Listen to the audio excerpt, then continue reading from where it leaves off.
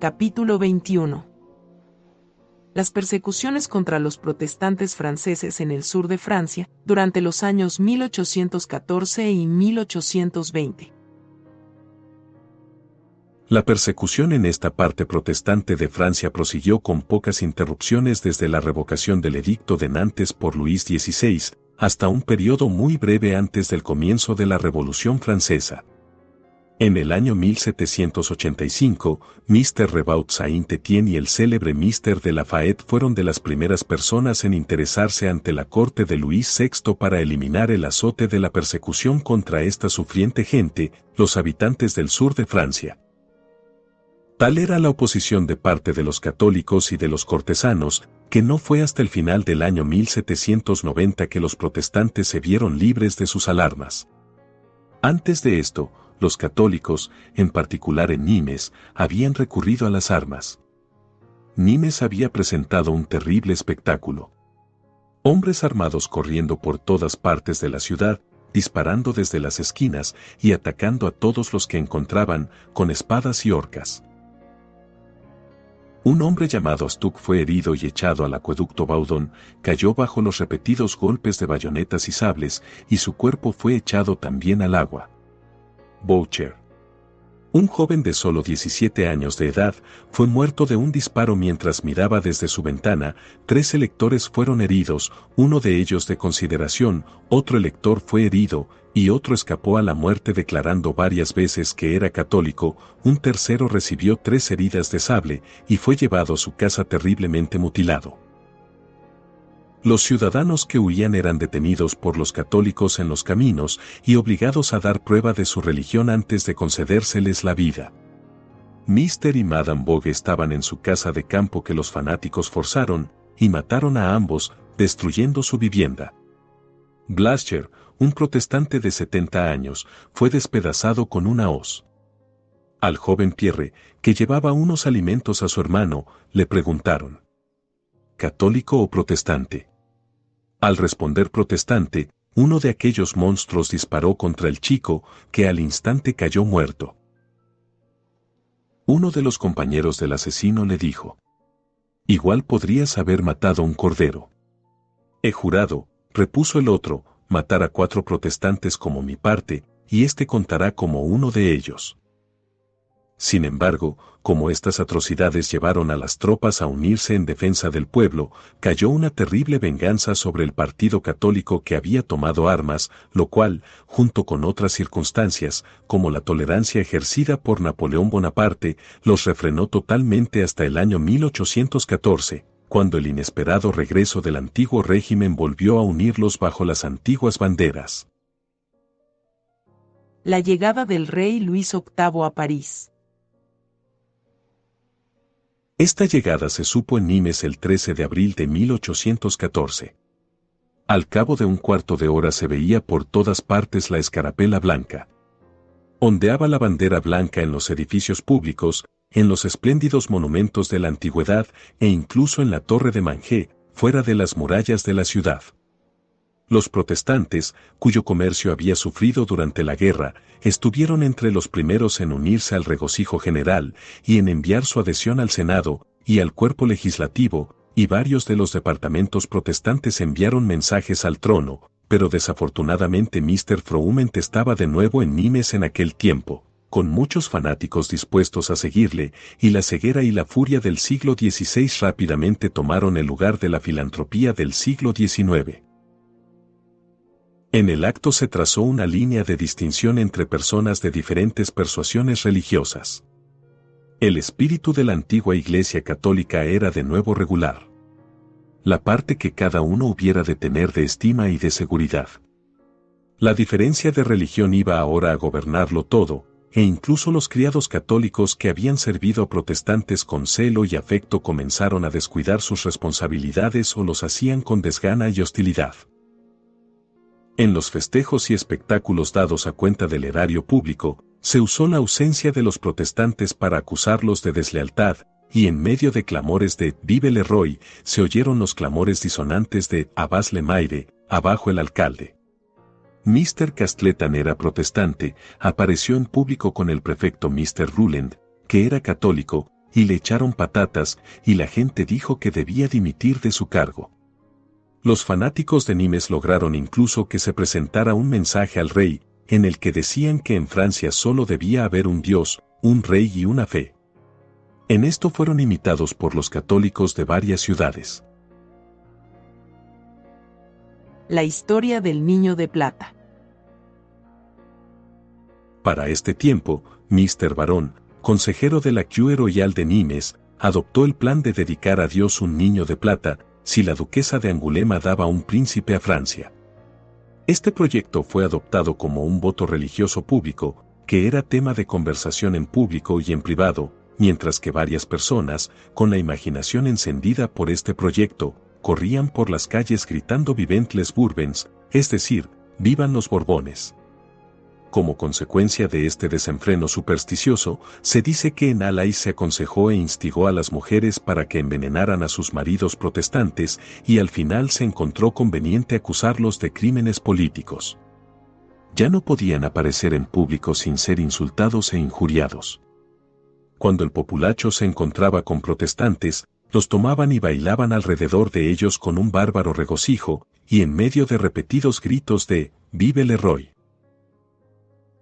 cantaban versos cuyo sentido era: nos lavaremos las manos en sangre protestante y haremos morcillas con la sangre de los hijos de Calvino. Los ciudadanos que salían a los paseos buscando aire y frescura fuera de las callejas cerradas y sucias eran ahuyentados con gritos de «Vive le Roy», como si aquellos gritos pudieran justificar todos los excesos. Si los protestantes hacían referencia al estatuto, se les aseguraba sin ambajes que de nada les serviría y que solo habían conseguido asegurar más su efectiva destrucción. Se oyó a personas de rango decir en público: se tiene que matar a todos los hugonotes, esta vez se debe matar a sus hijos, para que no quede nadie de esta maldita raza. Es cierto, con todo, que no eran asesinados, sino tratados con crueldad. Los niños protestantes no podían ya mezclarse en los juegos con los católicos y ni siquiera se les permitía aparecer sin sus padres. Al oscurecer, las familias se encerraban en sus apartamentos, pero incluso entonces se lanzaban piedras contra sus ventanas.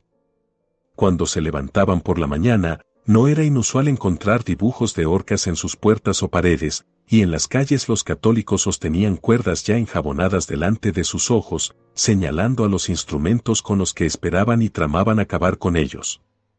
Se pasaban pequeñas orcas o modelos de las mismas, y un hombre que vivía delante de uno de estos pastores exhibió uno de estos modelos en su ventana y hacía signos bien significativos cuando pasaba el ministro.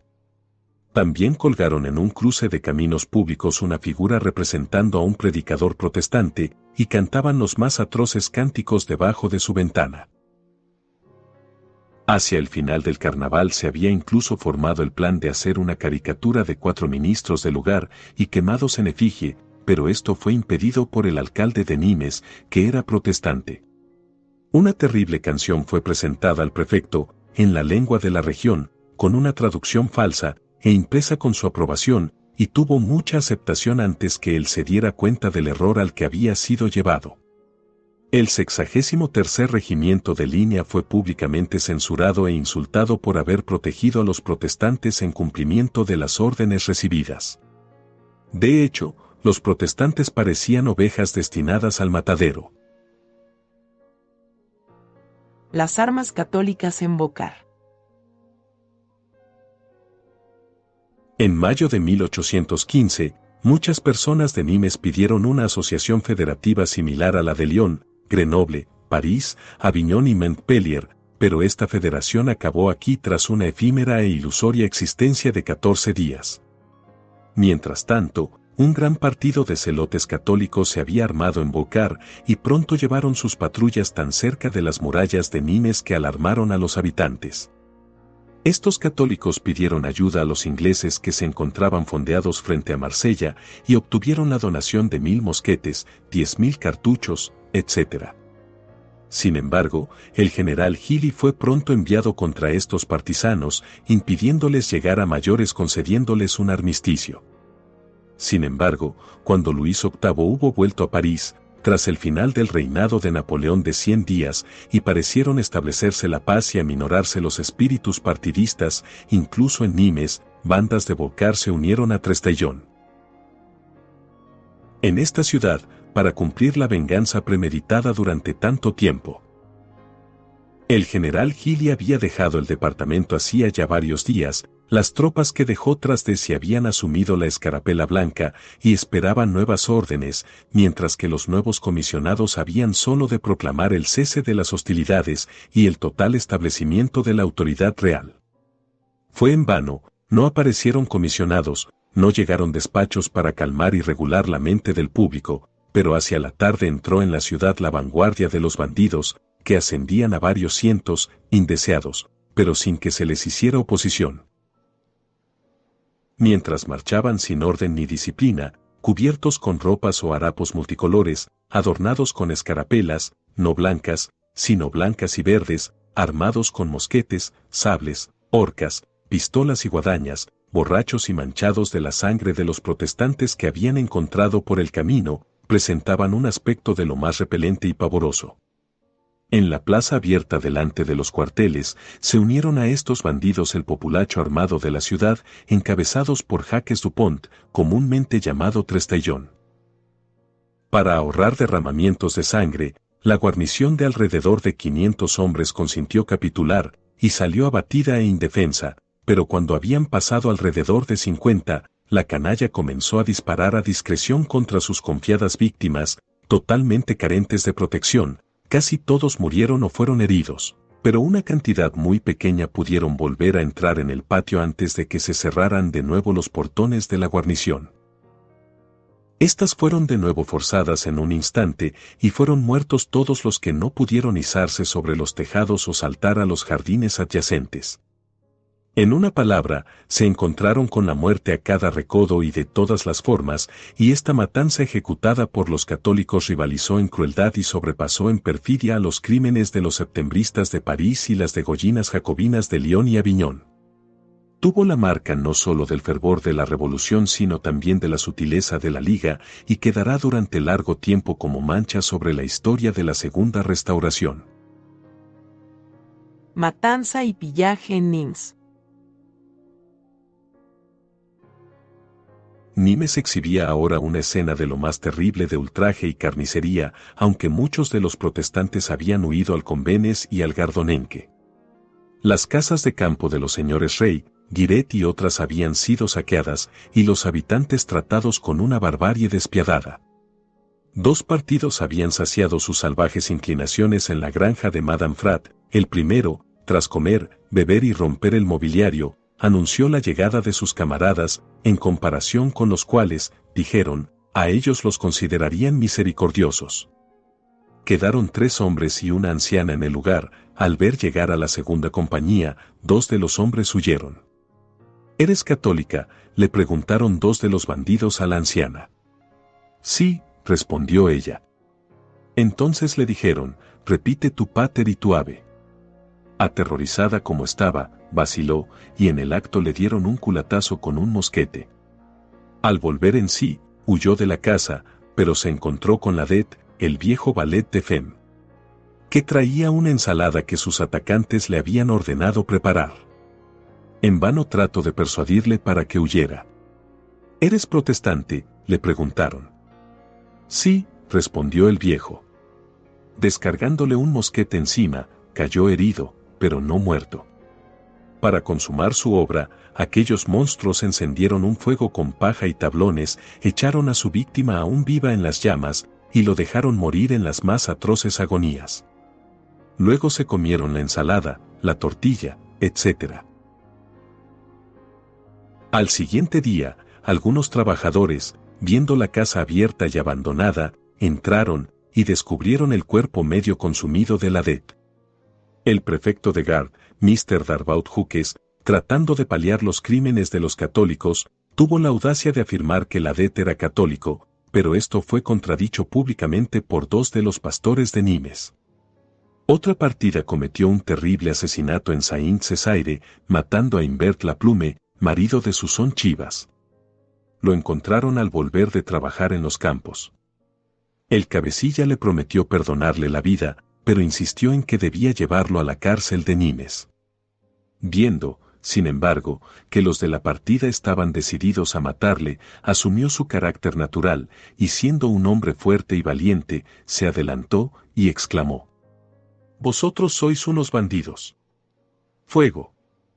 4 de ellos dispararon y él cayó, pero no muerto, y mientras estaba aún con vida le mutilaron el cuerpo, y luego, pasando una cuerda a su alrededor, lo arrastraron, atado a un cañón del que se habían apoderado. No fue hasta después de 8 días que sus parientes supieron de su muerte. 5 personas de la familia de Chivas, todos ellos casados y padres de familia, fueron muertos en el curso de pocos días. El inmisericorde trato de las mujeres, en esta persecución en Nimes, fue de tal naturaleza que habría ofendido a cualesquiera salvajes que hubieran sabido de ello. Las viudas Ribbit y Bernard fueron obligadas a entregar enormes cantidades de dinero. La casa de la señora Lecointe fue devastada y sus bienes destruidos. La señora F. Didier vio su vivienda saqueada y casi arrasada hasta el ras de la tierra. Una partida de estos fanáticos visitó a la viuda Perrin, que vivía en una pequeña granja en los molinos de viento. Tras cometer todo tipo de devastaciones, atacaron incluso el camposanto, que contenía los muertos de la familia. Sacaron los ataúdes y desparramaron su contenido por campos colindantes. En vano recogió esta ultrajada viuda los huesos de sus antepasados para volverlos a poner en su lugar, de nuevo los exhumaron, finalmente, después de varios inútiles intentos, quedaron desparramados sobre la superficie de los campos. Decreto regio en favor de los perseguidos. Por fin fue recibido en Nimes el decreto de Luis VIII que anulaba todos los poderes extraordinarios conferidos ya por el rey, por los príncipes o agentes subordinados, y las leyes iban ahora a ser administradas por los órganos regulares, y llegó un nuevo prefecto para ponerlas en vigor. Pero a pesar de las proclamaciones, la obra de destrucción, detenida por un momento, no fue abandonada, sino que pronto fue reanudada con renovado vigor y efecto. El 30 de julio, Jacques Combe, padre de familia, fue muerto por algunos de la Guardia Nacional de Rousseau, y el crimen fue tan público que el comandante de la partida devolvió a la familia el libro de notas de bolsillo y los papeles del fallecido. Al día siguiente multitudes amotinadas llenaron la ciudad y sus suburbios, amenazando a los pobres aldeanos, y el 1 de agosto los mataron sin oposición. Por el mediodía de aquel mismo día, 6 hombres armados, encabezados por Trupemi, el carnicero, rodearon la casa de Manou, un carpintero. 2 de la partida, que eran herreros, habían estado trabajando en la casa el día antes y habían visto a un protestante que se había refugiado allí. Era Mr. Bourillon, que había sido teniente del ejército y que se había retirado con una pensión. Era hombre de excelente carácter, pacífico e inofensivo, y nunca había servido al emperador Napoleón. Se lo tuvieron que señalar a Trupemi, que no lo conocía, mientras compartía el frugal desayuno con la familia. Trupemi le ordenó que fuera con él, añadiendo: «Tu amigo Saucine ya está en el otro mundo». Trupemi lo puso en medio de su tropa, y arteramente le ordenó que gritara vive y empereur, lo cual rehusó, añadiendo que nunca había servido al emperador. En vano las mujeres y los niños de la casa intercedieron por su vida, encomiando sus gentiles y virtuosas cualidades. Fue llevado a la esplanade, y luego tiroteado, primero por Trupemi, y luego por los demás. Varias personas se acercaron, atraídas por el ruido de los disparos, pero fueron amenazadas con una suerte similar. Después de un cierto tiempo se fueron los bandidos, al grito de «Vive Leroy». Algunas mujeres se encontraron con ellos, y al ver a una de ellas dolorida, le dijo Trupemi: «Hoy he matado a 7, y tú, si dices una palabra, serás la 8ª». Pierre Courbat, un tejedor, fue arrancado de su telar por una banda armada y muerto de un tiro en su propia puerta. Su hija mayor fue abatida con la culata de un mosquete y a su mujer le tuvieron puesto un puñal junto al pecho mientras los bandidos saqueaban su vivienda.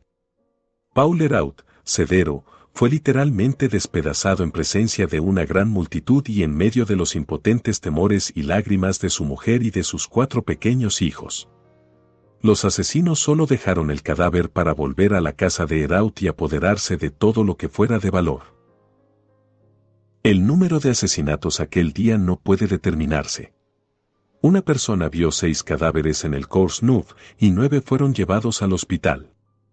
Si algún tiempo después los asesinatos se hicieron menos frecuente por algunos días, el pillaje y las contribuciones obligatorias fueron impuestos activamente. Mr. Salle de Hombro fue despojado, en varias visitas, de 7.000 francos. En una ocasión, cuando adució los grandes sacrificios que había hecho, el bandido le dijo, señalando a su pipa: «Mira, le pondré fuego a tu casa, y con eso», dijo, blandiendo la espada, «acabaré contigo». Ante estos argumentos no cabía discusión alguna.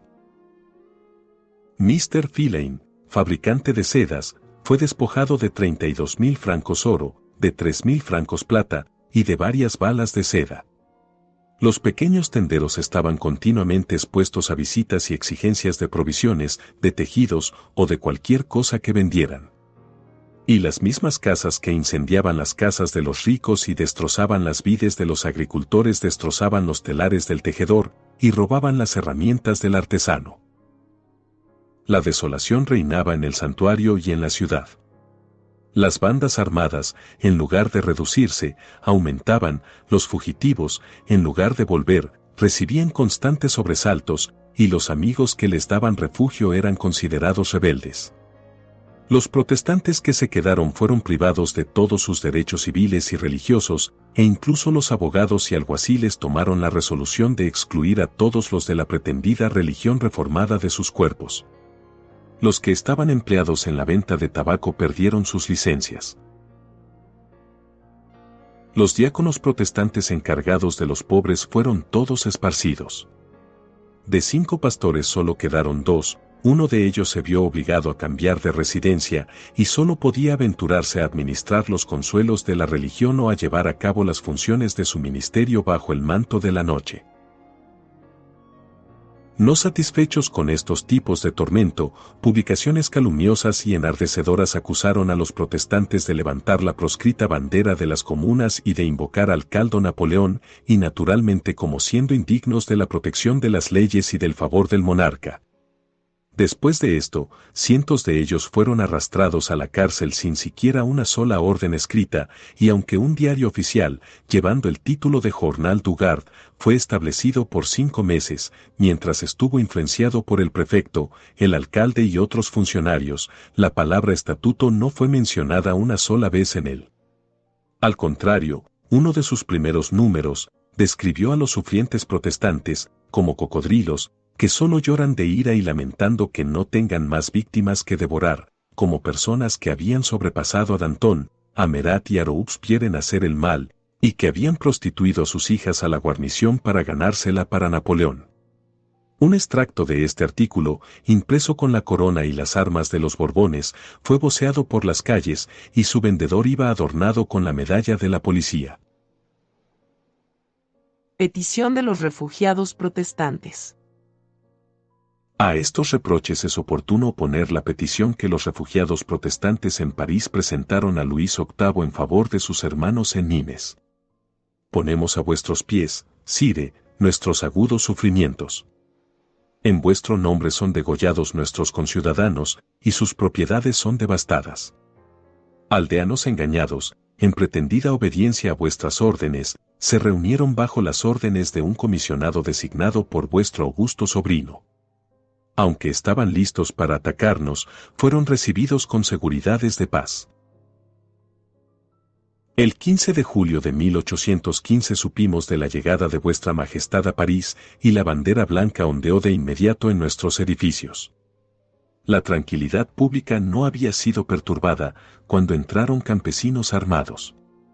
La guarnición capituló, pero fueron asaltados al retirarse, y fueron muertos casi todos. Nuestra Guardia Nacional fue desarmada, la ciudad quedó llena de extraños, y las casas de los principales habitantes, que profesan la religión reformada, fueron atacadas y saqueadas. Acompañamos la lista. El terror ha hecho huir de nuestra ciudad a los más respetables ciudadanos. Vuestra Majestad ha sido engañado si no han puesto delante de usted la imagen de los horrores que transforman en desierto vuestra buena ciudad de Nimes. De continuo tienen lugar proscripciones y arrestos, y la verdadera y única causa es la diferencia de opiniones religiosas. Los calumniados protestantes son los defensores del trono. Vuestro sobrino ha visto a nuestros hijos bajo sus banderas, nuestras fortunas han sido puestas en sus manos. Atacados sin razón, los protestantes no han dado, ni siquiera por una justa resistencia, el fatal pretexto a la calumnia de parte de sus enemigos. Salvadnos, Sire. Extinguid la llama de la guerra civil, una sola acción de vuestra voluntad restaurará a la existencia política a una ciudad interesante por su población y por sus productos. Demandad cuenta de su conducta a los cabecillas que han traído tales desgracias sobre nosotros. Ponemos ante vuestros ojos todos los documentos que nos han llegado. El temor paraliza los corazones y apaga las quejas de nuestros conciudadanos. Puestos en una situación más segura, nos aventuramos a levantar nuestra voz en favor de ellos. Etcétera, etcétera. Monstruosos ultrajes contra las mujeres. En Nimes es cosa bien sabida que las mujeres lavan sus ropas bien en las fuentes, bien en las riberas de los ríos. Hay un gran lavadero cerca de la fuente, donde se puede ver a muchas mujeres cada día, arrodilladas al borde del agua, y golpeando sus ropas con pesadas palas de madera en forma de raquetas. Este lugar llegó a ser el escenario de las prácticas más vergonzosas e indecentes. La canalla católica volvía las enaguas de las mujeres por encima de sus cabezas y las ataba de manera que continuaran expuestas y sometidas a una nueva clase de tormento, porque, poniendo clavos en la madera de las paletas de lavar en forma de flor de lis, las golpeaban hasta que manaba la sangre de sus cuerpos y sus gritos desgarraban el aire. A menudo se pedía la muerte como fin de este ignominioso castigo, que era rehusada con maligno regocijo. Para llevar este ultraje hasta su mayor grado posible, se empleó esta tortura contra algunas que estaban embarazadas. La escandalosa naturaleza de estos ultrajes impedía a muchas de las que lo habían sufrido hacerlo público, y especialmente relatar sus circunstancias más agravantes. He visto, dijo Mr. Durand, a un abogado católico acompañando a los asesinos de Bourgade, armar una batidora con aguzados clavos en forma de flor de lis, les he visto levantar los vestidos a las mujeres y aplicarles a sus cuerpos ensangrentados estas batidoras, con fuertes golpes, a la que dieron un nombre que mi pluma rehúsa registrar. Nada podía detenerlos, ni los clamores de las atormentadas mujeres, la efusión de sangre, los murmullos de indignación suprimidos por el temor. Los cirujanos que atendieron a las mujeres que habían muerto pueden testificar, por las marcas de sus heridas, qué agonías deben haber soportado. Esto, por terrible que parezca, es sin embargo estrictamente cierto. Sin embargo, durante el progreso de estos horrores y de estas obscenidades, tan deshonrosas para Francia y la religión católica, los agentes del gobierno tenían poderosas fuerzas a su mando, con las que, si las hubieran empleado rectamente, habrían podido restaurar la tranquilidad. Sin embargo, prosiguieron los asesinatos y los robos, que fueron tolerados por los magistrados católicos, con bien pocas excepciones. Es cierto que las autoridades administrativas usaron palabras en sus proclamaciones, etc. Pero nunca ejercieron acciones para detener las atrocidades de los perseguidores, que declararon desvergonzadamente que el día 24, el aniversario de San Bartolomé, tenían la intención de hacer una matanza general. Los miembros de la Iglesia Reformada se llenaron de terror, y en lugar de tomar parte en la elección de diputados, estuvieron ocupados tanto como pudieron para proveer a su seguridad personal. Ultrajes cometidos en los pueblos. Dejamos Nimes ahora para examinar la conducta de los perseguidores en la región alrededor. Después del restablecimiento del gobierno monárquico, las autoridades locales se distinguieron por su celo y diligencia en apoyar a sus patronos, y bajo los pretextos de rebelión, ocultación de armas, impago de contribuciones, etc., se permitió a las tropas, a la Guardia Nacional y al populacho armado saquear, arrestar y asesinar a pacíficos ciudadanos, no meramente con impunidad, sino con aliento y aprobación. En el pueblo de Millau, cerca de Nimes, se obligó frecuentemente a los habitantes a pagar grandes sumas para evitar ser saqueados. Sin embargo, esto no valió para nada en casa de Madame Tullen. El domingo 16 de julio fueron devastadas su casa y propiedades. Se llevaron o destruyeron sus valiosos muebles, quemaron la paja y la madera, y exhumaron el cuerpo de un niño, enterrado en el jardín, y lo arrastraron alrededor de un fuego encendido por el populacho. Fue con gran dificultad que la señora Tullen escapó con vida. Mr. Picherol, otro protestante, había ocultado algunos de sus bienes en casa de un vecino católico. Atacaron su casa, y aunque respetaron todas las propiedades del último, las de su amigo fueron saqueadas y destruidas. En el mismo pueblo, uno de los de la partida, dudando de si el señor Hermet, un sastre, era el hombre al que buscaban, preguntaron: ¿Eres un protestante? Al reconocerlo, dijeron: Muy bien. Y lo asesinaron en el acto. En el cantón de Beauvais, donde había una iglesia consistorial, extorsionaron 80.000 francos. En las comunas de Beauvoisin y Générac un puñado de libertinos cometieron excesos similares, bajo la mirada del alcalde y a los gritos de «Vive le Roi». Saint-Gilles fue escenario de las iniquidades más desalmadas. Los protestantes, los más ricos de los habitantes, fueron desarmados, mientras sus casas eran saqueadas. Apelaron al alcalde, pero este se rió y se fue. Este oficial tenía a su disposición una guardia nacional de varios cientos de hombres, organizada bajo sus propias órdenes. Sería fatigoso leer la lista de los crímenes que tuvieron lugar durante muchos meses. En Clavison, el alcalde prohibió a los protestantes la práctica de cantar los salmos que se acostumbraba a celebrar en el templo, para que, como dijo, no se ofendiera ni perturbara a los católicos. En Sommières, a unas 10 millas de Nimes, los católicos hicieron una espléndida procesión a través de la población, que continuó hasta el atardecer, y que fue seguida por el saqueo de los protestantes. Al llegar tropas forasteras a Sommières, se reanudó la pretendida búsqueda de armas, se obligaba a los que no poseían mosquetes a comprarlos, con el propósito de que los rindieran, y se les acuartelaron soldados en sus casas a 6 francos diarios hasta que entregaran los artículos pedidos. La iglesia protestante, que había sido cerrada, fue convertida en cuartel para los austriacos. Después de haber estado suspendido durante 6 meses el servicio divino en Nimes, la iglesia, llamada templo por los protestantes, fue reabierta y se celebró el culto público en la mañana del 24 de diciembre. Al examinar el campanario, se descubrió que alguien se había llevado el badajo de la campana. Al aproximarse la hora del servicio, se reunieron varios hombres, mujeres y niños ante la casa de Mr. Ribot, el pastor, y amenazaron con impedir el culto. Cuando llegó la hora, dirigiéndose él hacia la iglesia, fue rodeado, se le lanzaron los más terribles gritos, algunas de las mujeres le echaron manos al cuello de la camisa, pero nada pudo perturbar su firmeza ni excitar su impaciencia. Entró en la casa de oración y subió al púlpito. Echaron piedras dentro y cayeron entre los adoradores, sin embargo, la congregación permaneció tranquila y atenta, y el servicio continuó entre ruidos, amenazas e insultos. Al salir, muchos habrían sido muertos si no hubiera sido por los cazadores de la guarnición, que los protegieron honrosa y celosamente. Poco después el señor Ribot recibió la siguiente carta del capitán de los cazadores.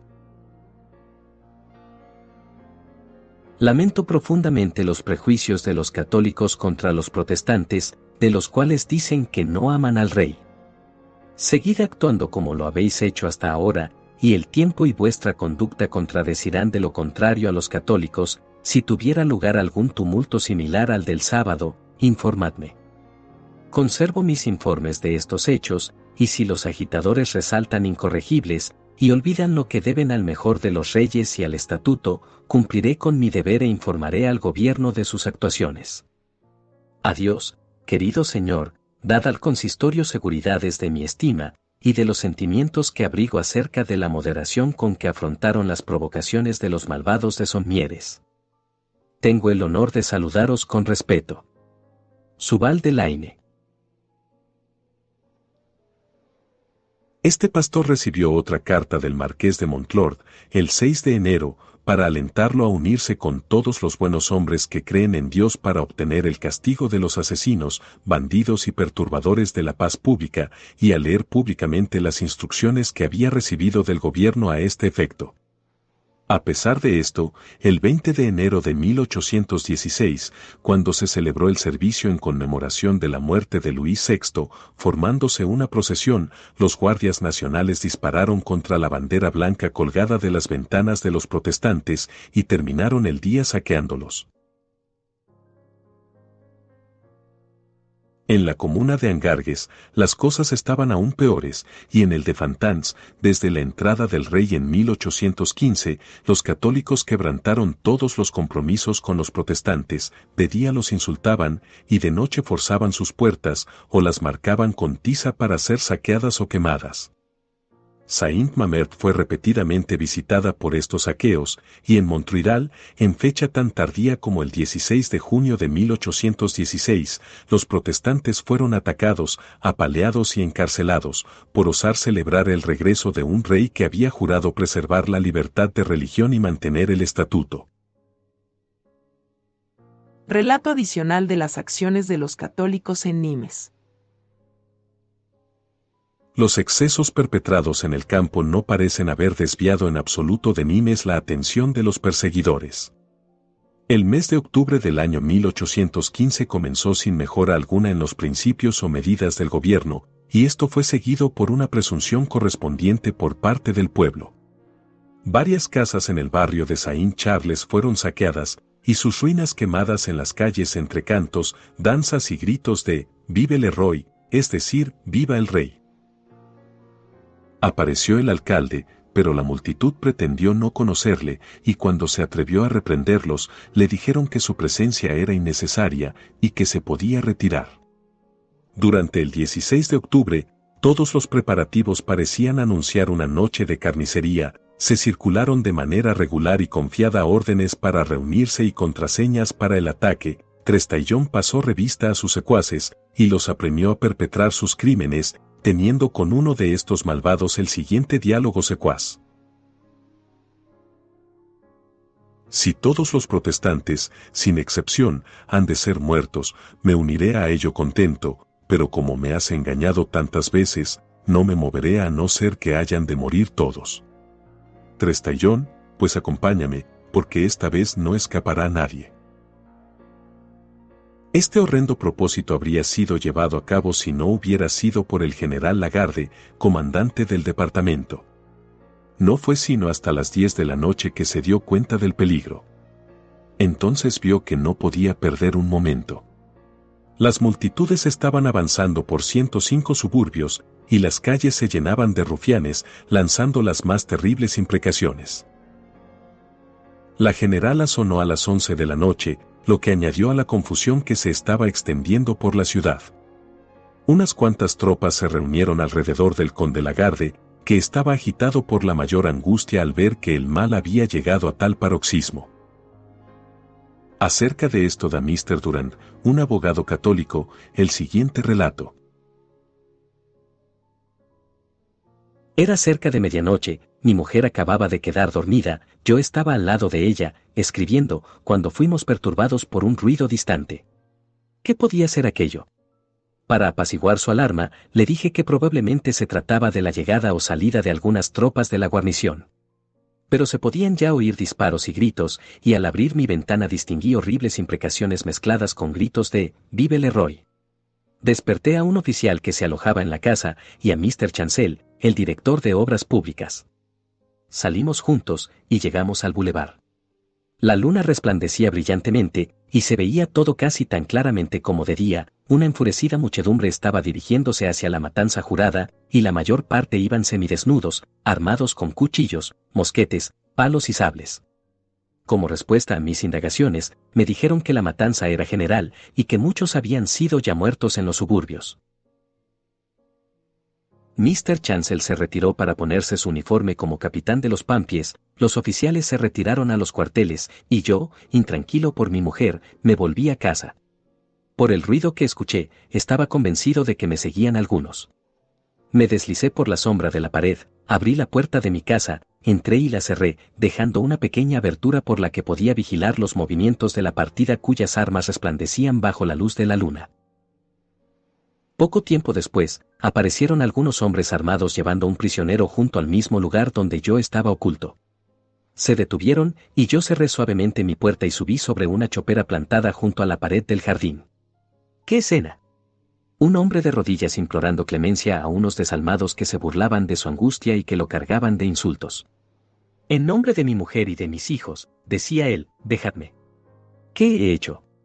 ¿Por qué me habéis de asesinar por nada? Estaba en este momento a punto de gritar y de amenazar a los asesinos con la venganza.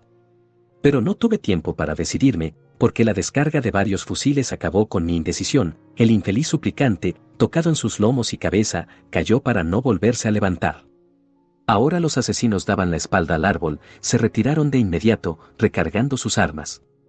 Yo descendí y me acerqué al moribundo, que estaba lanzando profundos y penosos suspiros.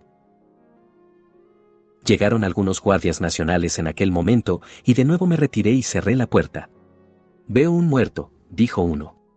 Todavía canta, dijo el otro.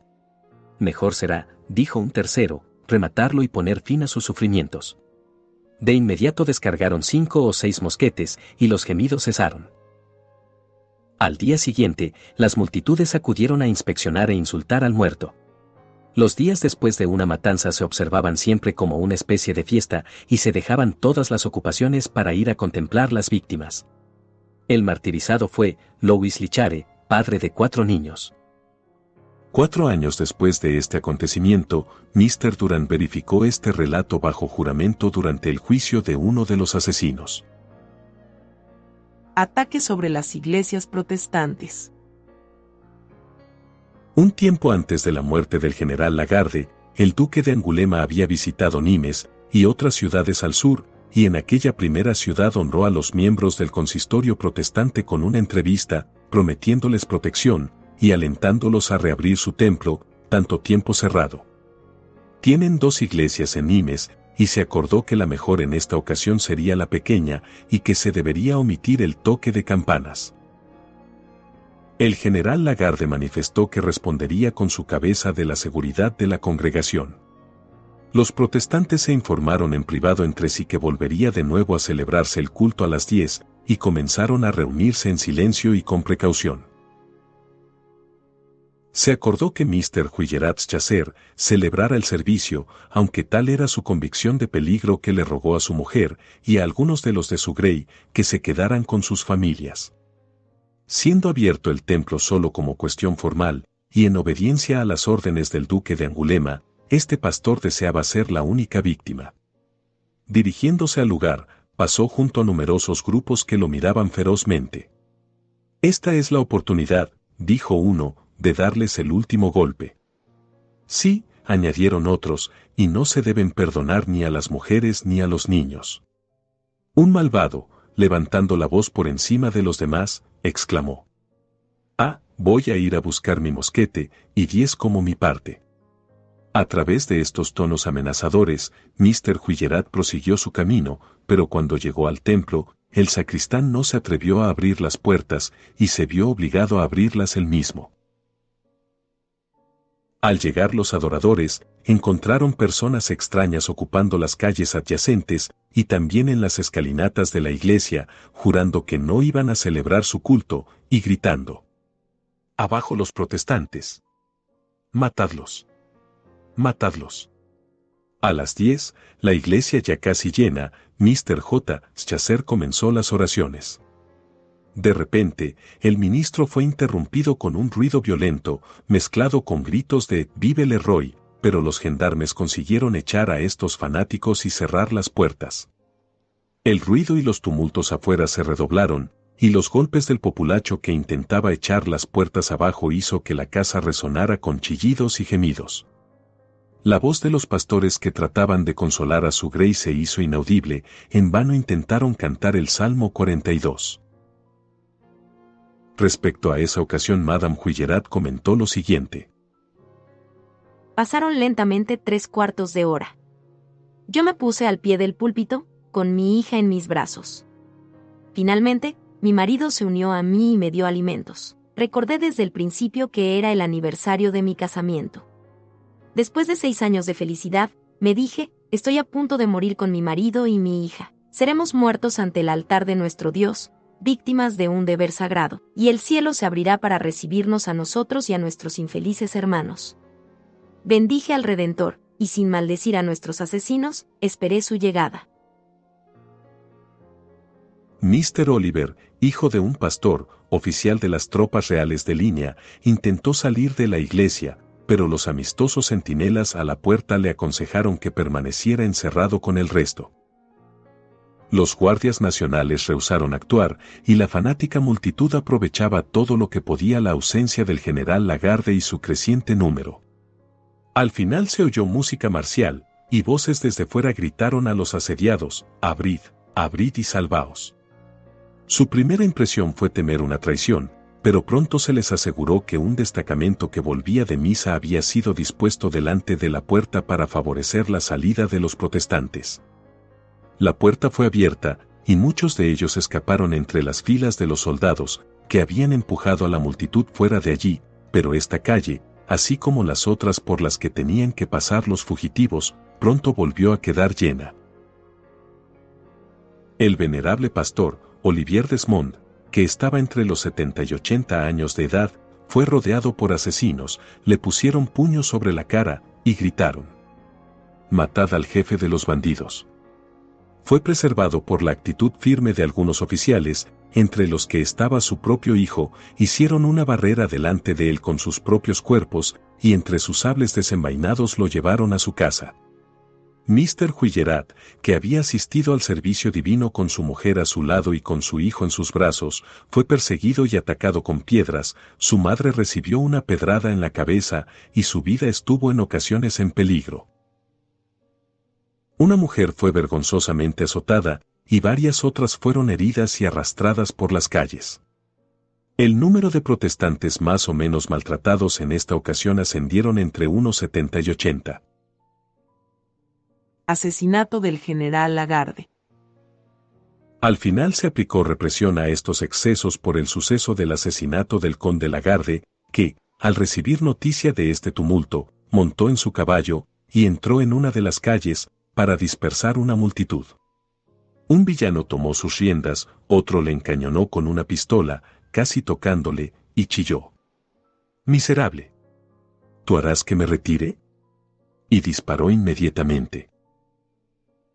El asesino fue Louis Boissin, un sargento de la Guardia Nacional, pero, aunque lo sabía todo el mundo, nadie trató de arrestarlo, y escapó. Cuando el general se vio herido, dio orden a la gendarmería para que protegiera a los protestantes, y se lanzó al galope hacia su alojamiento, pero se desmayó inmediatamente al llegar allí.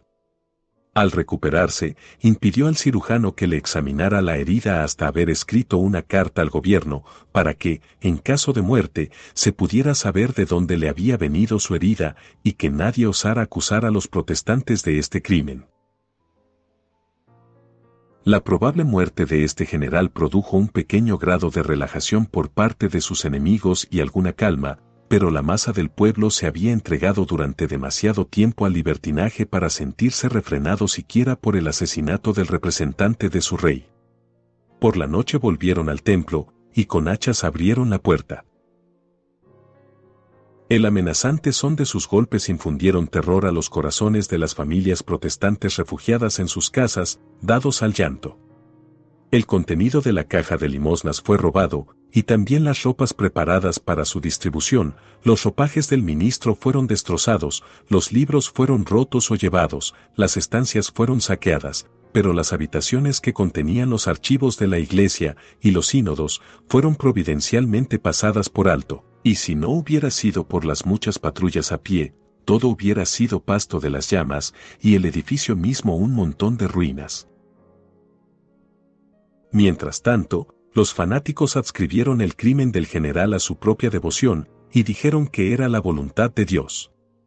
Se ofrecieron 3.000 francos por la captura de Voisin, pero se sabía bien que los protestantes no osarían capturarlo y que los fanáticos no querrían.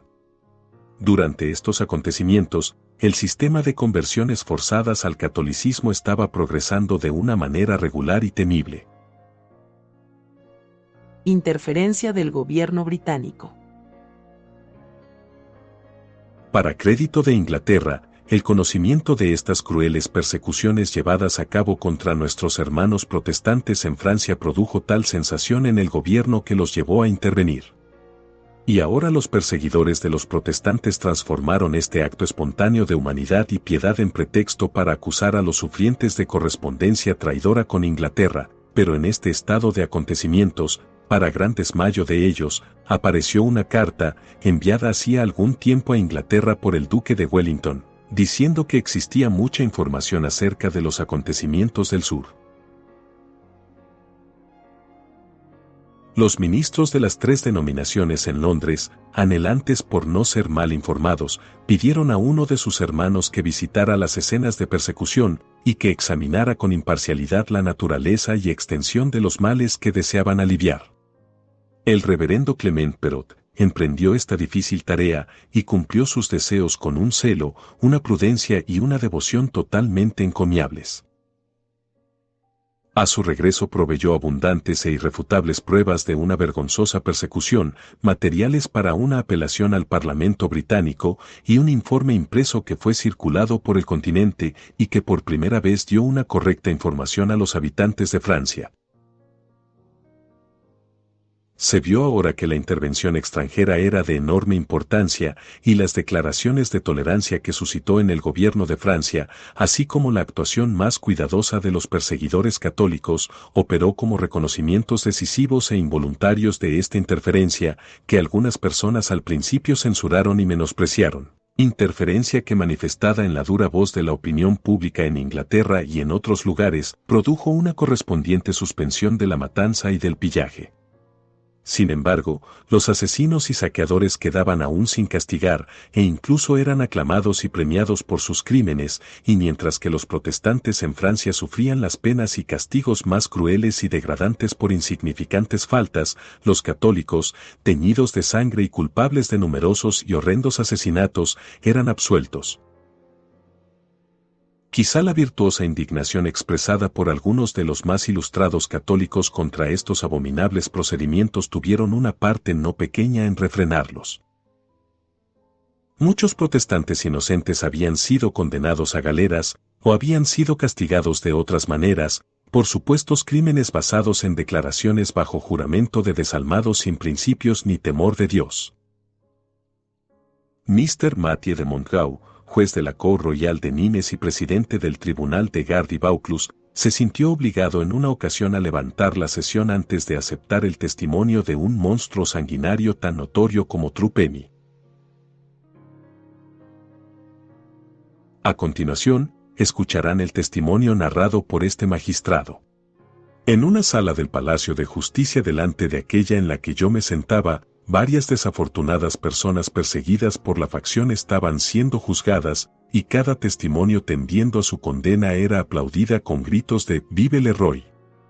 3 veces se hizo tan terrible la explosión de este terrible gozo que fue necesario llamar refuerzos de los cuarteles, y 200 soldados eran a menudo insuficientes para refrenar a la multitud. De repente redoblaron los gritos y clamores de «Vive le Roi». Llegaba un hombre, vitoreado, aplaudido, llevado en punto suspensivo, era el terrible Trupemi. Se acercó al tribunal. Había venido a testificar contra los prisioneros. Fue admitido como testigo. Levantó la mano para que le tomaran juramento. Sobrecogido de horror ante aquel espectáculo, me precipité fuera de mi asiento y entré en la sala de consejo. Me siguieron mis colegas, en vano me quisieron persuadir para que volviera a mi asiento. No, exclamé, no voy a consentir que este miserable sea admitido para dar testimonio ante una corte de justicia en la ciudad a la que ha llenado de asesinatos, en el palacio, en cuyas escalinatas ha asesinado al desafortunado Burillon. No puedo admitir que mate a sus víctimas con sus testimonios como con su puñal. Él un acusador. Él, testigo.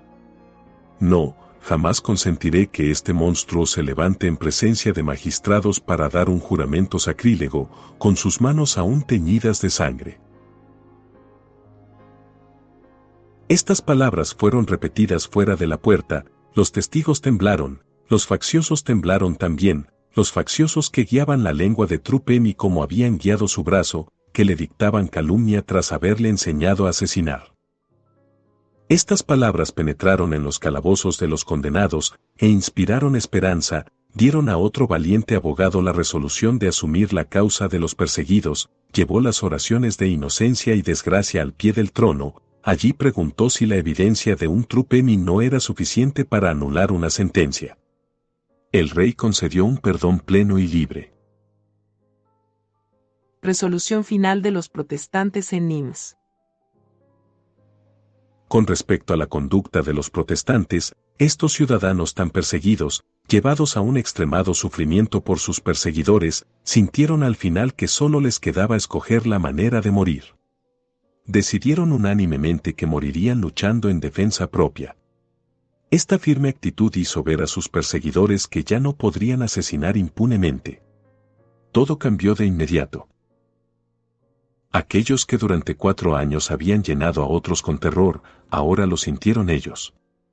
Temblaban ante la fuerza que hombres, tanto tiempo resignados, hallaban en la desesperación, y su alarma se intensificó cuando supieron que los habitantes de las Cevennes, convencidos del peligro en que se hallaban sus hermanos, estaban dirigiéndose allí en auxilio de ellos. Pero, sin esperar la llegada de estos refuerzos, los protestantes aparecieron de noche en el mismo orden y armados de la misma manera que sus enemigos. Los otros desfilaban por los boulevards, con su usual ruido y furia, pero los protestantes se quedaron callados y firmes en los puestos que habían tomado. 3 días continuaron estos peligrosos y ominosos encuentros, pero se impidió el derramamiento de sangre por los esfuerzos de algunos dignos ciudadanos distinguidos por su rango y fortuna. Al compartir los peligros de la población protestante, obtuvieron el perdón para un enemigo que ahora temblaba mientras amenazaba. Fin del capítulo 21. Si fue de bendición para ti este audiolibro, apoya al canal dándole me gusta, suscribiéndote y activando la campanita para recibir notificaciones del siguiente capítulo. Les recordamos que también pueden escuchar los audios en iVoox y Spotify. Hasta la próxima. Que Dios les bendiga.